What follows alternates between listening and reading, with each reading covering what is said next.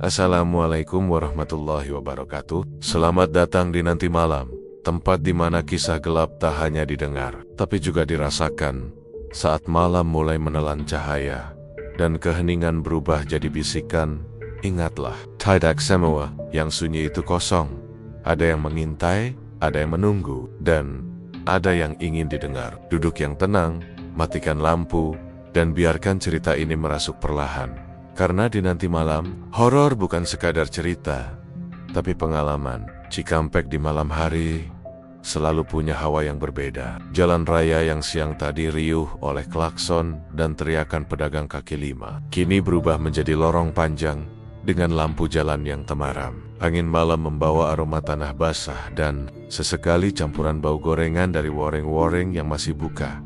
Di antara deretan warung itu, ada satu yang tak pernah sepi, warung makan sedap Bu Ida. Letaknya strategis, di tikungan dekat terminal. Dari luar, warung itu tampak biasa saja.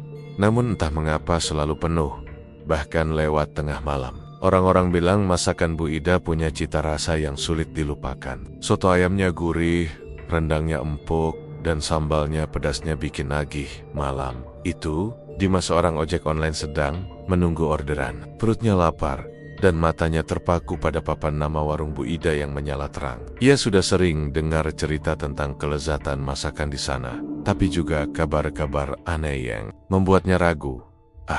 Masa sih makanan enak aja sampai dikat-katin sama hal mistis? Gumamnya sambil memarkir motor di depan warung.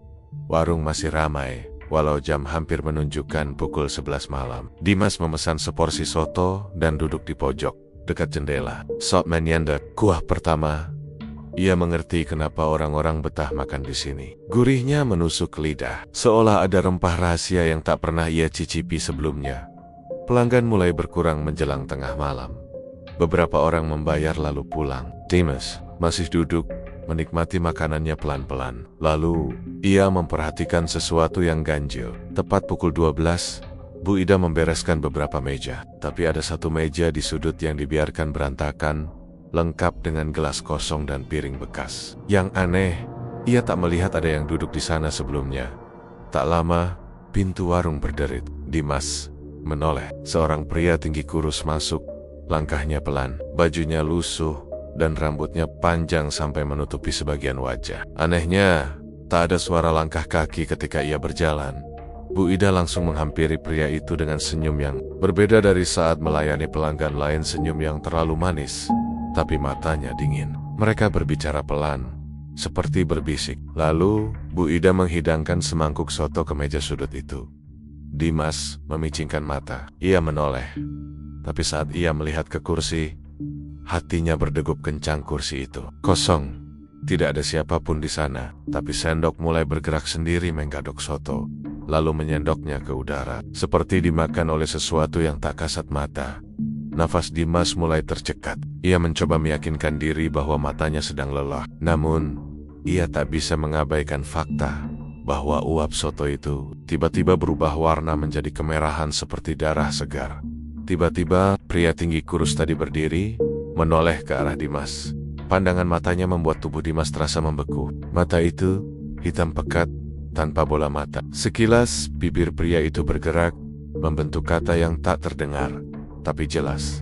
Pulang. Dimas tersadar dari keterpakuannya ketika Bu Ida memanggil pria itu untuk membungkus sesuatu. Dalam waktu singkat, pria itu melangkah keluar tanpa menoleh lagi. Dimas berusaha mengatur napas, tapi jantungnya berdegup kencang. Ia merasa harus pergi.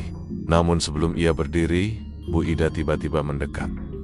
"Makanannya enak kan?" tanyanya dengan senyum hangat. "Iya Bu, enak sekali," jawab Dimas terbata-bata. "Makan yang banyak, jangan sampai sisa." "Kalau sisa, bisa jadi milik yang lain," ucap Bu Ida sambil melirik ke meja sudut yang kini sudah rapi piring dan mangkoknya kosong bersih, seolah dijilat sampai tak bersisa. Dimas menelan ludah. Ia menghabiskan makanannya terburu-buru, lalu membayar. Saat melangkah keluar, ia menoleh sekali lagi. Dari luar, ia melihat bayangan di dalam warung. Meja sudut itu kembali terisi.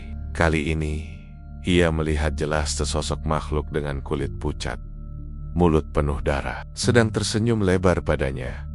Malam itu, Dimas tak langsung pulang. Ia memacu motornya tanpa arah, mencoba menyingkirkan bayangan mengerikan itu dari pikirannya. Tapi setiap kali ia berkedip, ia merasa kursi belakang motornya terasa lebih berat. Seakan ada seseorang yang duduk di sana, ikut dibawa pulang keesokan paginya. Warga Cikampek digegerkan oleh berita tentang penemuan mayat seorang pengemudi ojek online di pinggir kali, tak jauh dari rumahnya. Wajahnya pucat, matanya terbuka, lebam, dan di tangannya masih menggenggam sendok yang berlumuran darah. Warung makan sedap Bu Ida tetap buka seperti biasa malam itu, bahkan lebih ramai dari sebelumnya. Sejak kematian misterius Dimas, kabar tentang warung makan sedap Bu Ida makin ramai dibicarakan. Ada yang percaya itu hanya kecelakaan biasa, tapi ada pula yang bersumpah melihat Dimas makan di warung itu pada malam terakhirnya. Meski begitu, anehnya, warung Bu Ida malah makin ramai. Pelanggan datang silih berganti. Seperti tak peduli gosip yang beredar, di tengah ramainya usaha itu, Bu Ida merekrut karyawan baru bernama Sari, gadis muda berusia 20 tahun yang sedang butuh pekerjaan. Sari awalnya tak percaya pada cerita-cerita mistis. Baginya, semua cuma bualan orang iri yang tak sanggup menandingi enaknya masakan Bu Ida hari pertama bekerja. Sari terkesan dengan cara Bu Ida mengelola warung. Semuanya teratur, pelanggan puas, dan uang kas mengalir deras. Tapi ada satu hal yang membuatnya ragu. Bau aneh yang sesekali tercium dari dapur. Aromanya samar, tapi mengganggu seperti campuran anyir darah dan daging busuk. "Bau apaan, Bu?" tanya Sari sambil menumpuk piring kotor. Bu Ida tersenyum tipis. Mungkin dari ikan asin di gudang belakang, nanti juga hilang kalau sudah terbiasa." Sari mengangguk, walau hatinya tak sepenuhnya yakin. Bau itu terlalu menusuk untuk disebut ikan asin. Hari-hari berikutnya, Sari mulai terbiasa dengan rutin, tapi bau anyir itu makin sering muncul, terutama saat larut malam, ketika pelanggan mulai berkurang. Setiap kali bau itu tercium, Bu Ida akan masuk ke dapur, menutup pintu, dan tak membiarkan siapapun masuk. Saat keluar, tangannya selalu bersih, tapi ada kilatan aneh di matanya, kilatan yang membuat Sari merinding. Suatu malam, Sari sedang membereskan meja ketika mendengar suara berderak dari dapur, seperti seseorang sedang memotong sesuatu dengan tenaga penuh. Rasa penasarannya mengalahkan rasa takut. Ia melangkah pelan, lalu mengintip melalui celah pintu. Matanya membelalak. Di meja dapur, ada bak besar berisi potongan daging mentah yang warnanya bukan merah segar seperti daging sapi atau ayam, melainkan pucat kebiruan. Bu Ida berdiri di sampingnya, memegang pisau besar. Tangannya bergerak cepat, memotong potongan itu menjadi bagian-bagian kecil. Sesekali, ia meraih sendok besar dan mengaduk kuah dalam panci besar. Menambahkan potongan daging itu ke dalamnya, Sari mundur perlahan, menutup mulutnya agar tak bersuara. Bau anyir itu kini lebih kuat, menusuk hingga membuat perutnya mual. Tapi yang membuat darahnya membeku adalah ketika ia melihat di sudut dapur ada kaki manusia utuh, pucat, tergeletak di lantai, seolah siap dipotong berikutnya. Jantung Sari berdetak kencang. Ia nyaris menjatuhkan piring di tangannya. Tapi sebelum ia sempat kabur, Bu Ida menoleh. Pandangan mata wanita itu tajam, tapi senyumnya tetap sama seperti saat melayani pelanggan. "Kamu lapar, Sari?" tanyanya pelan, tapi nadanya menusuk. Enggak, Bu, saya cuma mau cuci piring," jawab Sari gugup. "Bagus, makan itu harus di waktu yang tepat," ujar Bu Ida sambil menutup bak daging dengan kain tebal. Malam itu, Sari sulit tidur. Kepalanya dipenuhi pertanyaan. Dari mana asal daging itu? Kenapa warnanya aneh? Dan yang paling mengganggu, apakah itu daging manusia? Keesokan malam, rasa penasarannya memuncak. Saat warung mulai sepi, ia berpura-pura membuang sampah, lalu menyelinap ke dapur. Ketika Bu Ida ke depan melayani pelanggan, ia membuka kain penutup bak besar itu. Bau anyir langsung menyeruak. Sari menahan napas, memaksa matanya menatap isi. "Mbak, potongan daging itu kini sudah lebih kecil." Tapi ia jelas melihat potongan jari tangan, lengkap dengan kuku yang masih utuh. Sari terhuyung mundur, menutup mulutnya agar tak menjerit. Tapi nasib buruk menimpanya. Pintu dapur berderit, dan Bu Ida berdiri di sana. Tatapannya menusuk. "Aku sudah bilang, jangan penasaran," ucapnya lirih. Sari mencoba lari, tapi Bu Ida bergerak cepat. Tangannya mencengkeram bahu Sari, lalu mendorongnya ke meja. Pisau besar itu berkilat di tangannya. Kalau sudah lihat rahasia ini, kamu harus ikut jadi bagiannya, bisik Bu Ida, senyumnya melebar. Malam itu, tetangga sekitar warung mendengar suara aneh seperti sesuatu sedang dicincang berkali-kali, bercampur dengan suara tawa lirih seorang wanita. Keesokan harinya, warung Bu Ida kembali ramai. Pelanggan memuji sop daging yang katanya makin gurih. Di dapur, Bu Ida sibuk mengaduk panci besar. Sementara di bak dagingnya ada kain seragam kerja Sari yang sudah robek, basah oleh darah. Sejak Sari menghilang, suasana di warung makan sedap Bu Ida justru makin aneh. Tidak ada satupun pelanggan yang bertanya keberadaan gadis itu. Seolah semua melupakannya begitu saja. Bahkan karyawan lama bertindak seperti Sari tak pernah ada. Bu Ida tetap melayani pembeli dengan senyum ramah, seperti tidak terjadi apa-apa. Namun, ada satu kejadian baru yang mulai menarik perhatian orang, terutama anak-anak. Mereka sering menunjuk ke bawah meja, tertawa, lalu berkata melihat teman kecil yang lucu. Awalnya, orang tua mengira itu cuma imajinasi anak-anak, tapi semakin sering, semakin aneh ceritanya. Eida yang bilang teman kecil itu botak, telanjang, dan matanya menyala merah. Ada pula yang mengaku melihatnya membawa uang kertas sambil berlari-lari kecil. Suatu malam, seorang ibu muda bernama Rani datang ke warung bersama anaknya, Dika, yang berusia 5 tahun. Mereka memesan nasi ayam goreng. Saat Rani sibuk makan, Dika tiba-tiba tertawa sambil menunjuk ke kolong meja. Bunda, temannya kecil banget, botak, lucu, kata Dika polos. Rani tersenyum sekilas, mengira anaknya sedang berhayal. Tapi ketika ia menunduk, matanya menangkap sesuatu yang bergerak cepat di bawah meja. Sekilas saja, namun cukup untuk membuatnya merinding. Sesosok kecil, setinggi lutut, dengan kulit licin, dan kepala bulat tanpa rambut, sedang memegangi dompetnya. Refleks, Rani memegang dompet yang tergeletak di kursi. Benar saja, resletingnya sudah setengah terbuka. Makhluk kecil itu menatapnya sebentar, lalu menghilang di bawah meja sebelah dengan gerakan lincah. Rani terdiam, mencoba menenangkan diri. Ia melirik ke arah Bu Ida yang sedang melayani pembeli lain. Seolah menyadari tatapan itu, Bu Ida menoleh dan tersenyum tipis, lalu berkata, "Kalau makan di sini, jangan pelit berbagi, Bu." Ucapan itu membuat bulu kuduk Rani berdiri. Ia cepat-cepat mengajak Dika pulang. Namun, dalam perjalanan, ia merasa seperti diikuti. Setiap kali melihat ke belakang, ia tak menemukan siapa-siapa, tapi suara langkah-langkah kecil terdengar di sela-sela angin malam. Keesokan harinya, Rani kembali ke warung, bukan untuk makan, tapi untuk memastikan apa yang ia lihat malam itu nyata. Ia memilih duduk di meja yang sama, mengamati setiap sudut warung.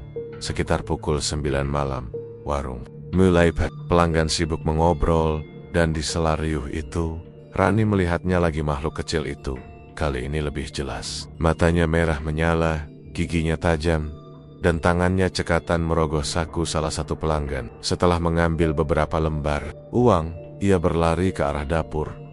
Rani berdiri, mengikuti dari jauh. Ia melihat makhluk itu masuk melalui celah pintu dapur yang terbuka sedikit. Dari dalam, terdengar suara uang kertas yang dibolak-balik, diiringi tawa kecil Bu Ida. Rani menelan ludah. Sekarang ia tahu, gosip tentang pesugihan Bu Ida bukanlah cerita kosong. Tapi ia juga tahu, orang seperti Bu Ida tidak akan membiarkan siapapun mengungkap rahasianya. Malam itu, Rani memutuskan bercerita kepada suaminya, Andi. Mereka sepakat akan melaporkan ke pihak berwenang. Namun, rencana itu tak pernah terwujud. Malam berikutnya, ketika Andi pulang larut dari bekerja, ia melihat pintu rumahnya terbuka. Di dalam, semua laci dan lemari berantakan. Uang tabungan mereka hilang. Yang membuatnya bergidik adalah jejak-jejak kecil penuh lumpur yang berserakan di lantai. Menuju ke arah kamar tidur Dika, Andi berlari masuk. Kamar itu kosong. Tidak ada tanda-tanda perlawanan. Hanya boneka kesayangan Dika yang tergeletak di lantai, basah oleh air liur. Dalam kepanikan, Andi berlari keluar rumah, berteriak mencari anaknya. Tapi dari kejauhan, di ujung gang yang gelap, ia melihat sesuatu bergerak. Cepat sesosok kecil botak menggendong Dika menuju arah yang ia kenal baik, warung makan sedap Bu Ida. Malam itu, Rani dan Andi tidak pernah menemukan kembali anak mereka. Polisi mencari berhari-hari, tapi hasilnya nihil. Bu Ida tetap berjualan seperti biasa, dengan senyum yang semakin ramah dan pembeli yang semakin ramai. Orang-orang yang makan di sana mengatakan rasa sambal goreng ati di warung itu kini jauh lebih nikmat, dengan potongan hati yang lembut dan gurih. Tidak ada yang tahu atau mau tahu hati siapa yang sebenarnya ada di piring mereka. Di warung makan sedap Bu Ida, ada satu hal yang diam-diam menjadi bahan bisik-bisik pelanggan setia. Sebuah kursi kayu di sudut ruangan yang tidak pernah diduduki oleh siapapun, tetapi juga tidak pernah kosong. Bagi mata orang biasa, kursi itu tanpa kosong. Namun, setiap kali pelanggan mencoba duduk di sana, Bu Ida akan segera datang dengan alasan ringan. Kursi itu rapuh, nanti bisa patah. Kadang ia hanya tersenyum tanpa penjelasan, tapi tatapan matanya tegas, seperti larangan yang tak boleh dilanggar. Pak Jaya, seorang sopir truk lintas kota, sudah puluhan kali makan di warung Bu Ida. Ia bukan tipe orang yang percaya takhayul. Malam itu, ia mampir setelah menempuh perjalanan panjang dari Jakarta menuju Cirebon. Warung lumayan ramai, dan hanya tersisa satu kursi kosongnya, kursi sudut itu. Tanpa berpikir panjang, Pak Jaya langsung duduk di sana. Kursinya terasa dingin, bahkan lebih dingin daripada udara malam. Ia merasa seperti ada embusan napas dingin di tengkuknya, tapi ia mengabaikannya. Lapar membuatnya fokus pada sepiring nasi rawon yang baru saja dihidangkan Bu Ida sambil makan. Pak Jaya merasa aneh. Ada aroma lain di sela harum rawon, bau tanah basah yang kuat, bercampur anyir seperti besi berkarat. Ia melirik ke piring, tapi tak menemukan apa-apa yang mencurigakan. Beberapa menit kemudian, ia mendengar suara samar di telinganya. Suara itu terdengar seperti bisikan serak, terlalu dekat untuk diabaikan. Enak kan? Pak Jaya terperanjat. Menoleh ke belakang, tidak ada siapa-siapa. Ia menatap sekeliling, pelanggan lain sibuk makan. Tak ada yang memerhatikannya. Ia mencoba kembali makan, tapi setiap kali sendok menyentuh mulutnya, ia merasa ada sesuatu yang ikut mengunyah di dekat telinganya. Suara gemeretak tulang kecil yang membuat bulu kuduknya berdiri. Penasaran, ia menunduk melihat ke bawah meja. Matanya langsung membelalak. Ada kaki pucat tanpa alas kaki, tapi bukan miliknya. Kaki itu hanya sepasang, berdiri tegak di bawah kursinya, tanpa tubuh di atasnya. Jantung Pak Jaya berdegup kencang. Ia berdiri mendadak.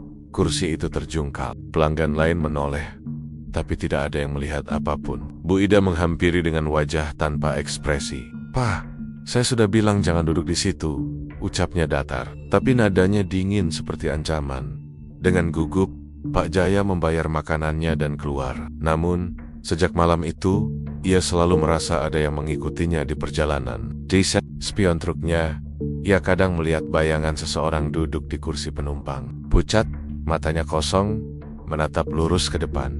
Seminggu kemudian, kabar menyebar bahwa sebuah truk terguling di jalur Pantura. Sopirnya, Pak Jaya, ditemukan tewas di kabin dengan mata melotot dan mulut ternganga. Anehnya, di kursi penumpang sebelahnya ada bekas duduk yang basah seperti tanah kuburan. Setelah kejadian itu, kursi sudut di warung Bu Ida tetap ada, kembali terlihat kosong. Namun, beberapa pelanggan mengaku merasa seperti ada seseorang yang sedang duduk di sana, memandangi mereka makan dengan tatapan lapar. Malam-malam tertentu, terutama menjelang tutup, kursi itu kadang berderit sendiri, seperti ada beban yang bergeser, dan Bu Ida, tanpa menoleh, akan bergumam lirih sambil membersihkan meja. "Sabar, giliranmu akan datang." Malam itu, Cikampek diguyur hujan deras. Petir sesekali menyambar, membuat bayangan warong-wareng di pinggir jalan tampak seperti siluet yang bergerak. Namun di tengah cuaca buruk, warung makan sedap Bu Ida tetap ramai. Pelanggan datang berpayung, menembus hujan demi semangkuk sop buntut atau sepiring sate marangi, buatan Bu Ida yang terkenal gurih. Di meja dekat pintu, 3 orang sopir angkutan sedang bercengkerama. Salah satunya, Heru, menatap atap warung dengan dahi berkerut. "Kalian nyium bau aneh nggak?" tanyanya. Kedua temannya saling pandang, lalu mengendus pelan. "Apa sih?" "Kayak besi karatan," jawab salah satu. Heru mengangguk. Bau itu samar, tapi membuatnya resah. Ia menengadah ke langit-langit. Ada bercak merah gelap di salah satu sudut atap, tepat di atas meja mereka. Hujan kian deras, dan dari bercak itu, tetesan air jatuh perlahan. Hanya saja warnanya bukan bening, melainkan merah pekat, woy. Ini darah kan? Bisik Heru, nadanya setengah panik. Temannya menatap tetesan itu, lalu tertawa gugup. Paling cat atau karat ke bawah air. Namun saat Heru menyentuhnya, cairan itu lengket di jarinya, berbau anyir yang menusuk hidung. Bukan cat, bukan karat. Itu benar-benar darah segar. Semakin lama, tetesan itu bertambah banyak. Tidak hanya dari sudut atap, tapi dari beberapa titik lain, hingga terdengar suara tik-tik-tik yang tak lagi terdengar seperti air hujan. Pelanggan mulai gelisah. Beberapa memandangi atap dengan ekspresi bingung, sementara yang lain menutup piring mereka agar tidak terkena tetesan itu. Bu Ida keluar dari dapur dengan wajah tenang. Tenang saja, cuma bocor, katanya singkat, lalu mengambil ember untuk menampung tetesan merah itu. Tapi entah kenapa, tatapannya seperti memperingatkan agar tak ada yang banyak bertanya. Heru tidak puas. Ia menunggu momen ketika Bu Ida kembali ke dapur, lalu mengajak kedua temannya untuk memeriksa. Mereka keluar warung, hujan membasahi tubuh mereka saat mendongak ke atap. Di antara air hujan yang mengalir deras, mereka melihat sesuatu yang membuat darah mereka sendiri seakan membeku. Sesosok tubuh tergolek di atas genteng, menelungkup dengan luka besar di punggungnya. Darah mengucur deras, terbawa air hujan dan merembes masuk ke dalam warung. Anjir, itu orang. Kita harus, teriak Heru. Tapi kalimatnya terputus saat tiba-tiba tubuh di atas genteng itu bergerak. Perlahan, kepala sosok itu menoleh ke arah. Wajahnya pucat, matanya kosong, dan bibirnya terbuka lebar seperti sedang mengeluarkan tawa. Meski tak ada suara yang terdengar di tengah hujan, panik, mereka berlari kembali ke dalam warung, basah kuyup. Namun anehnya, semua pelanggan tetap makan seperti biasa, seolah tak peduli dengan tetesan merah yang kini sudah bercampur di dalam mangkuk mereka. Hanya Bu Ida yang berdiri di pojok, menatap Heru dengan senyum tipis. Kalau nggak suka, silakan pulang, ucapnya lembut. Tapi tatapan matanya membuat Heru merinding, tatapan yang mengandung ancaman. Mereka bertiga memutuskan keluar dari warung, berlari ke arah truk yang diparkir di seberang jalan. Tapi begitu sampai, Heru menyadari sesuatu. Hujan di luar berwarna normal, bening seperti biasa. Darah hanya turun di sekitar warung Bu Ida, membasahi tanah dan membuat bau anyir menyebar ke udara. Malam itu, Heru tak bisa tidur. Bayangan tubuh di atas genteng menghantuinya. Ia memutuskan untuk kembali ke warung keesokan pagi, berharap bisa menemukan bukti. Namun saat ia tiba, warung itu tampak normal. Tidak ada bekas darah di atap. Tidak ada bau anyir. Pelanggan sudah memenuhi meja, tertawa dan bercakap seperti biasa. Heru memberanikan diri bertanya pada tukang parkir di depan warung. Bang, semalam hujan darah di sini. Bener nggak ada yang lihat? Tukang parkir itu menatapnya datar, lalu menjawab singkat, Mas, semalam nggak hujan. Ucapan itu membuat Heru terdiam. Kepalanya berputar. Kalau tidak hujan, dari mana datangnya tetesan merah itu? Dan tubuh di atas genteng itu. Sore harinya, kabar beredar di media lokal. 2 sopir angkutan ditemukan tewas di pinggir jalan raya. Tubuh mereka penuh memar, dan di sekitar jenazah ada genangan air bercampur darah. Heru yang membaca berita itu merasa perutnya mual. Ia menghubungi satu Satania, temannya yang selamat dari malam itu, tapi tak ada jawaban. Beberapa hari kemudian, truk Heru ditemukan terparkir di dekat terminal. Pintunya terkunci dari dalam. Saat dibuka paksa, Heru ditemukan terkulai di kursi sopir. Matanya melotot, mulutnya terbuka lebar seolah menjerit. Di dashboard truk itu, ada secarik kertas bertuliskan, hujan malam itu cuma untuk yang terpilih. Di warung makan sedap Bu Ida, orang-orang tetap datang. Tak ada yang peduli pada gosip aneh. Bahkan, beberapa pelanggan mengaku, kuah rawon Bu Ida kini terasa lebih kaya rasa setelah hujan deras minggu lalu. Dan di dapur, Bu Ida tersenyum puas sambil mengaduk panci besar. Uapnya berwarna merah pekat. Bagi pelanggan tetap, meja kasir warung Bu Ida adalah tempat yang tak pernah mereka perhatikan. Hanya meja biasa dengan laci di bagian bawah, tempat Bu Ida menyimpan uang pembayaran. Tapi bagi karyawan, meja itu adalah sesuatu yang misterius. Lacinya selalu terkunci rapat. Bahkan ketika warung buka, tidak ada satupun pegawai yang diizinkan memegang kunci, apalagi membuka laci itu. Anehnya, setiap malam Bu Ida selalu duduk di kursi kasir setelah warung sepi, mengelus permukaan meja dengan gerakan pelan, seperti sedang menenangkan sesuatu di dalamnya. Karyawan baru yang masuk setelah Sari menghilang mulai memperhatikan kebiasaan itu. Malam-malam tertentu, ia mendengar suara gesekan dari dalam laci, disusul suara seperti sesuatu yang mendesis. Awalnya ia pikir itu tikus atau kecoa besar, tapi suara itu terlalu dalam, terlalu berat untuk seekor hewan kecil. Rasa penasarannya semakin menjadi.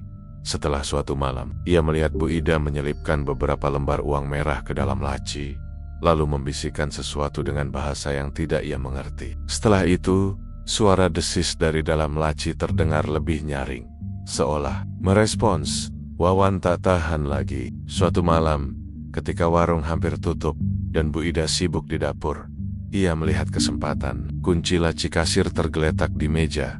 Entah kenapa Bu Ida sampai ceroboh meninggalkannya. Dengan cepat Wawan memeriksa sekeliling. Semua karyawan sibuk membereskan meja. Tangannya bergetar saat memutar kunci itu. Laci terbuka pelan, dan udara dingin langsung menyembur keluar, disertai bau tanah basah bercampur amis. Pandangan Wawan langsung terpaku pada isinya. Seekor ular besar melingkar rapat di dalam laci. Tubuhnya hitam mengkilap, sisiknya memantulkan cahaya lampu, dan matanya merah menyala. Ular itu tidak bergerak, hanya menatap Wawan lurus, membuat darahnya seperti membeku. Lalu, tanpa peringatan, mulutnya terbuka lebar, memperlihatkan deretan taring panjang yang meneteskan cairan pekat. Wawan mundur tergesa, tapi ular itu bergerak cepat. Tubuhnya melesat keluar, melilit kaki Wawan dalam sekejap. Lilitannya dingin, namun kuat hingga ia sulit bernapas. Ia berusaha berteriak, tapi tak ada suara yang keluar. Tiba-tiba, Bu Ida muncul dari dapur. Matanya tajam, wajahnya datar. "Aku sudah jangan pernah buka laci itu," ucapnya pelan. Dengan satu lirikan tajam, ular itu melepaskan lilitannya. Namun bukan untuk membebaskan Wawan, melainkan untuk merayap naik ke tubuhnya, mengelilingi lehernya, dan mulai menekan. Wawan megap-megap, matanya terbelalak, tangannya merarai udara. Bu Ida mendekat, membelai kepala ular itu dengan lembut. "Dia lapar. Kau yang membangunkannya, jadi kau yang memberinya makan." Dalam hitungan detik, jeritan Wawan terhenti. Tubuhnya terkulai, dan ular itu melingkar erat, seolah menikmati setiap detik kematiannya. Bu Ida menunggu sampai semuanya benar-benar tenang, lalu dengan tenang memindahkan ular itu kembali ke dalam laci.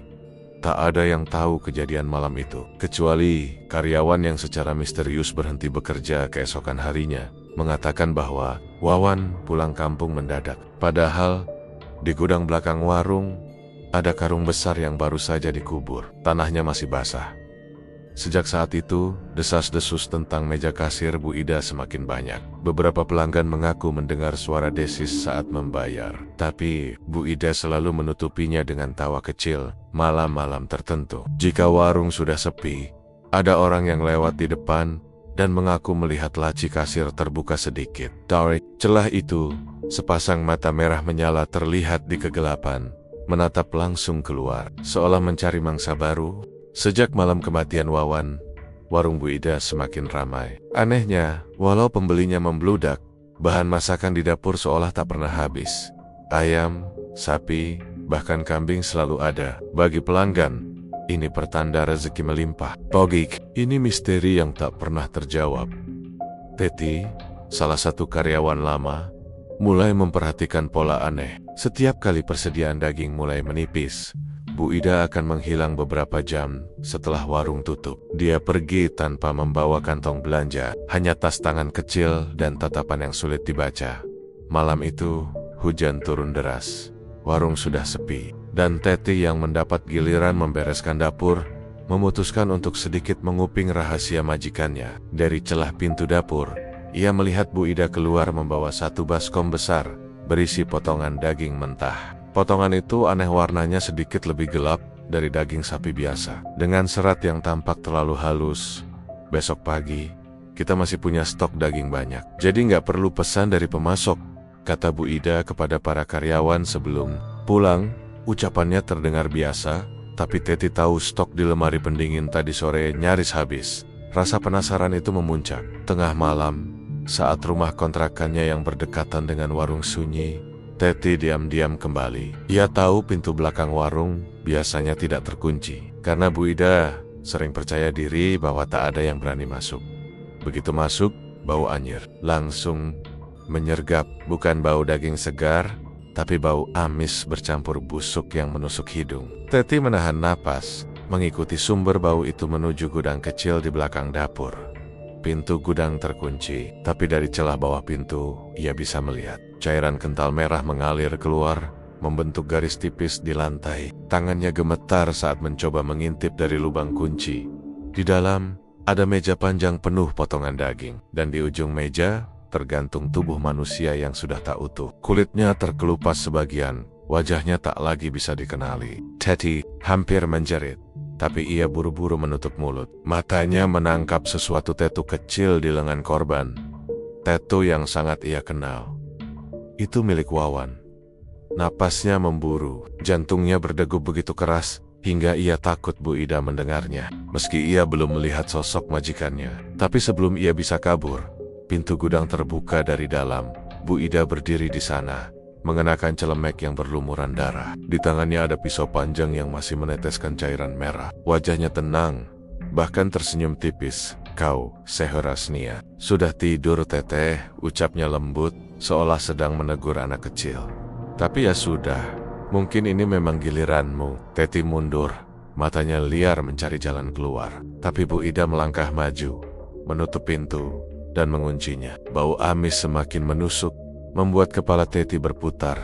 Daging yang enak itu tidak datang begitu saja, lanjut Bu Ida sambil mendekat. "Orang-orang pikir aku hebat karena bisa masak seenaknya.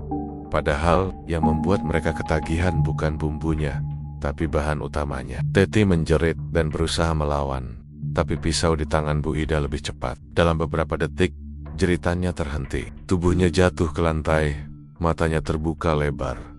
Keesokan paginya, pelanggan disuguhi menu baru, sop daging yang luar biasa empuk dan gulai, yang aromanya menggoda dari jarak puluhan meter. Tak ada yang tahu bahwa bahan utamanya bukan berasal dari pasar, melainkan dari seseorang yang semalam masih bernapas. Dan sejak hari itu, satu demi satu karyawan warung Bu Ida menghilang. Orang-orang di Cikampek hanya menganggap mereka pindah kerja atau pulang ke kampung halaman. Tak ada yang berani menghubungkan mereka dengan aroma sedap yang selalu keluar dari warung itu setiap pagi. Di sudut meja kasir, ular di laci tetap berdiam. Diri mungkin kenyang, atau mungkin hanya menunggu giliran untuk ikut menikmati hidangan berikutnya. Hujan baru saja reda ketika seorang lelaki asing datang ke warung makan sedap Bu Ida. Tubuhnya tinggi, kulitnya sawo matang, dan matanya tajam seperti sedang menelanjangi setiap sudut ruangan. Ia duduk di meja paling pojok, jauh dari pelanggan lain, dan memesan gulai daging serta teh panas. Bu Ida meliriknya sekilas. Entah kenapa, tatapan lelaki itu membuatnya sedikit waspada. Ia bukan pelanggan tetap, bukan pula warga sekitar. Namun, tidak seperti pembeli kebanyakan yang datang dengan wajah penuh selera. Lelaki itu memandang setiap piring yang keluar dari dapur, seakan sedang menilai sesuatu. Ketika gulai pesanannya datang, ia tidak langsung makan. Dia mengamati daging. Itu lama sekali, membaliknya dengan sendok, mencium aromanya, bahkan mengirisnya kasil-kasil sebelum mencicipi. Setelah suapan pertama, ia tersenyum tipis, bukan senyum puas, melainkan senyum yang membuat Bu Ida merasa seperti rahasianya sudah terbongkar. "Enak?" tanya Bu Ida sambil berdiri di sampingnya, menjaga nada suaranya tetap ramah. "Luar biasa," jawab lelaki itu. "Rasa seperti ini tidak mungkin berasal dari daging pasar." Perkataan itu membuat Bu Ida menegang sesaat, tapi ia segera tertawa kecil. "Ah, Bapak bisa saja. Semua bahan saya dari pemasok langganan." Lelaki itu menatap matanya lurus. "Pemasok atau kuburan?" Senyum Bu Ida membeku. Ia mencoba mencari tahu siapa lelaki ini. Tangannya refleks mengusap celemek menyembunyikan kegelisahan, seolah membaca pikirannya. Lelaki itu memperkenalkan diri. "Nama saya Fikri. Saya anggota keluarga salah satu orang yang menghilang." "Wawan, Nama itu seperti cambuk yang memukul Bu Ida tepat di dadanya. Ia berusaha mempertahankan raut wajahnya agar tetap datar. "Wawan, banyak orang hilang di kota ini, Pak.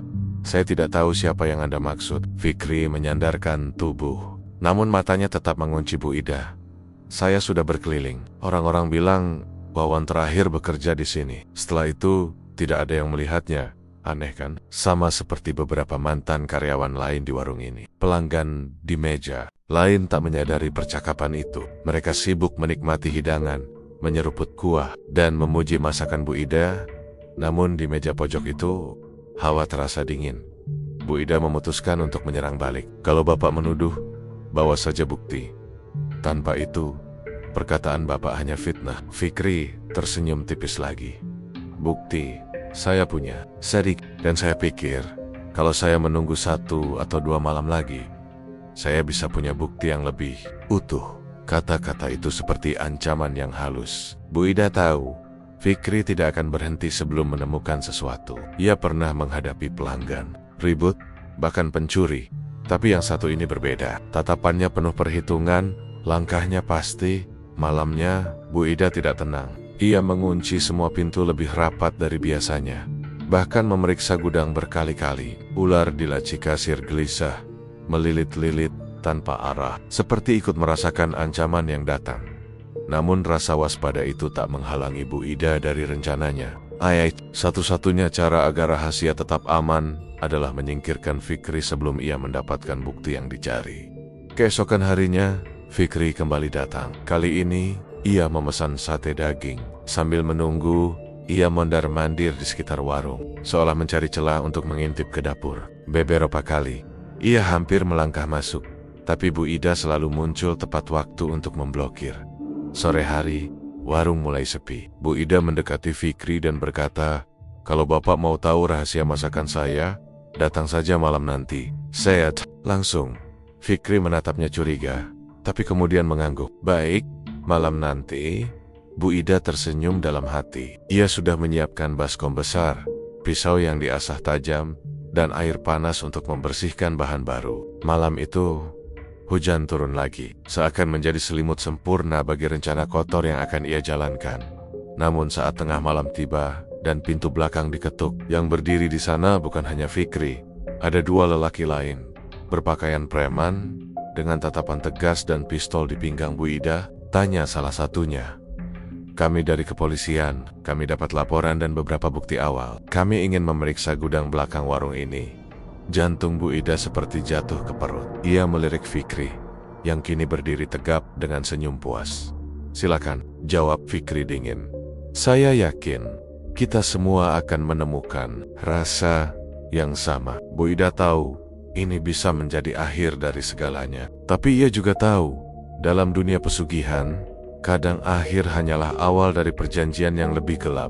Ular di laci kasir mengangkat kepalanya. Lidahnya menjulur cepat, seperti menunggu perintah. Dan malam itu, suara hujan bercampur dengan suara langkah-langkah menuju gudang tempat semua rahasia akan terbuka. Langkah-langkah berat itu menggema di lantai kayu belakang warung. Bau tanah basah dan sisa masakan yang mulai basi bercampur di udara, menciptakan aroma yang menusuk hidung. Bu Ida berjalan paling depan, mencoba menjaga langkahnya tetap stabil. Meski lututnya terasa lemas, di belakangnya, 2 lelaki yang mengaku polisi mengikuti dengan tatapan tajam. Sementara Fikri berjalan di tengah, tak pernah melepaskan pandangan dari punggungnya. Mereka berhenti di depan pintu gudang. Pintu itu sudah lama tak dicat. Kayunya mulai lapuk di tepi, tapi kuncinya selalu terpasang rapat. Bu Ida merogoh saku celemeknya, mengambil kunci yang terasa dingin dan berat. "Silakan dibuka." "Bu," kata salah satu polisi. Nadanya tegas namun datar. Dengan tangan bergetar, Bu Ida memutar kunci. Engsel pintu berdecit pelan saat terbuka. Aroma tajam langsung menyeruak keluar perpaduan anyir darah dan rempah-rempah yang menempel pada udara. Fikri menahan napas. Matanya menajam. Lampu di gudang hanya 1 bohlam tua yang redup, menggantung dari kabel panjang. Cahayanya cukup untuk menampakkan tumpukan karung goni di sudut. Beberapa ember besar berisi cairan pekat, dan meja kayu besar yang permukaannya penuh noda hitam kecoklatan. Polisi pertama maju, menyingkap salah satu karung. Isi di dalamnya membuat Perutnya bergolak potongan daging dengan bentuk yang terlalu manusiawi untuk dikatakan hewan. Ada tangan yang terpotong dari pergelangan, ada potongan paha dengan kulit pucat, semua terendam dalam bumbu kental berwarna merah kehitaman. Ya, Tuhan, desis polisi kedua menutup mulutnya. Fikri melangkah maju, matanya terpaku pada potongan itu. Bisiknya lirih, mengenali bekas tato kecil di salah satu potongan tangan. Napasnya tercekat, tapi tatapannya tetap dingin. Bu Ida berdiri kaku, wajahnya datar. Kalian tidak mengerti, ucapnya pelan. Ini bukan pembunuhan biasa. Ini adalah bagian dari perjanjian. Kalau tidak, warung ini, hidupku, semua akan habis. Perjanjian? Tanya Fikri, nadanya penuh amarah. Dengan siapa? Sebelum Bu Ida menjawab, suara gesekan pelan terdengar dari arah dapur. Seperti sesuatu yang besar sedang merayap mendekat. Lalu dari kegelapan lorong, muncullah ular besar panjangnya hampir 2 meter. Sisiknya berkilat kehijauan metania merah. Lidahnya menjulur cepat, dan setiap kali menjilat udara, terdengar desis halus seperti bisikan. Polisi mundur beberapa langkah, mengarahkan pistol mereka. Tapi Bu Ida mengangkat tangannya. Jangan tembak, dia pelindungku. Itu melilit kakinya sebentar, lalu merayap menuju meja berisi potongan daging. Lidahnya menjilat sisa bumbu, dan anehnya, aroma anyir darah seolah menghilang, digantikan wangi rempah segar. Dia memberi saya kekayaan, pelanggan yang tak pernah sepi, dan makanan yang selalu enak di lidah semua orang. Syaratnya hanya 1 tubuh manusia setiap bulan, kata Bu Ida lirih. Fikri mengepalkan tangan, wajahnya memerah.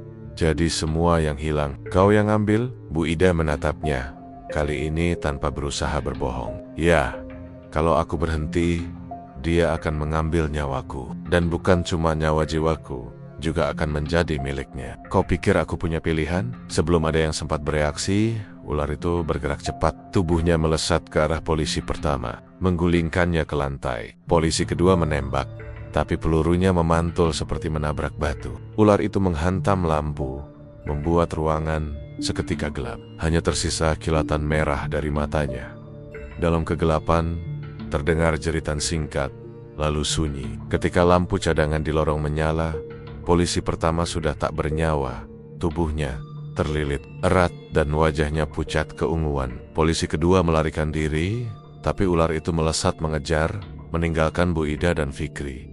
Fikri menarik napas berat. Kau pikir ular itu akan melindungimu selamanya? Bu Ida tidak menjawab. Ia tahu malam ini telah berantakan. Perjanjian yang selama ini ia jaga ropet-ropet, kini pecah di hadapan orang luar. Dan ular itu pelindung sekaligus pengikatnya tidak akan berhenti hanya karena ia memintanya. Dari luar, terdengar suara hujan yang semakin deras. Fikri mundur perlahan menuju pintu keluar. Matanya tetap mengawasi setiap gerakan Bu Ida. Aku akan kembali. Dan kali ini, aku akan pastikan semua orang tahu apa yang kau lakukan. Bu Ida hanya berdiri, menatap ke arah ular yang kembali melilit kakinya. Lidahnya menjulur, seakan membisikkan sesuatu yang hanya bisa ia mengerti. Mungkin itu perintah, mungkin itu ancaman. Dan ketika Fikri menghilang di balik pintu hujan, Bu Ida sadar pertarungan sebenarnya baru saja dimulai.